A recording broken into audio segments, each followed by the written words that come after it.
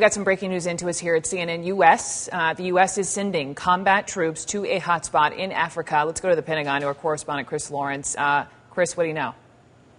Yeah, Brooke, this is a letter that President Obama sent to some of the Republican and top leaders and top members of Congress, informing them that he was sending about 100 U.S. military troops to various parts of Central Africa.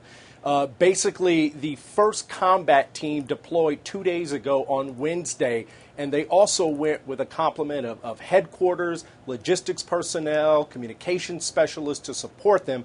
And in the next few weeks, another combat-equipped team will be joining them. So all told, there's going to be about 100 U.S. military troops in some of the countries around Central Africa. If all of these countries give the okay, U.S. troops could be operating in Uganda, South Sudan, the Central African Republic, and the Democratic Republic of Congo. They are going there to support some of those nations in trying to remove a man by the name of Joseph Kony. He is the head of what's called the Lord's Resistance Army. It is a guerrilla group that has been trying for the better part of 2 decades to try to establish a theocratic government in Uganda based on what they feel are the 10 Commandments. The problem is the Lord's Resistance Army has been accused of rape, murder, and kidnapping on a massive scale. Some have said that Kony has pressed more than 60,000 children into service, and by most estimates, about 2 million people have been displaced by the fighting that has continued to go on there. So, Chris, you mentioned 100 U.S. troops. Can we be more specific as far as what types of combat troops, special forces? Do you know?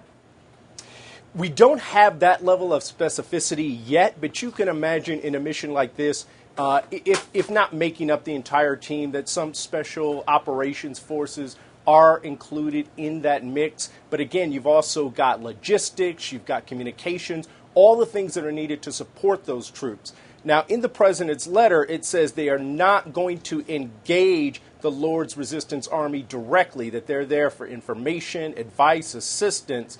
But of course, you always have to be prepared if things don't go that way. And the letter does clearly state that if attacked, these troops will be prepared to defend themselves. We're talking about a landlocked country here in Africa. What sort of dangers might these troops be up against? Well, you're talking about a civil war that has been raging there for decades. Very experienced fighters in that area. It has some similarities to what a lot of people at home might think of the Black Hawk Down scenario. That mission was also launched around the same time of year, October. It was the year 1993. About the same number of troops as well, maybe around 120 or so.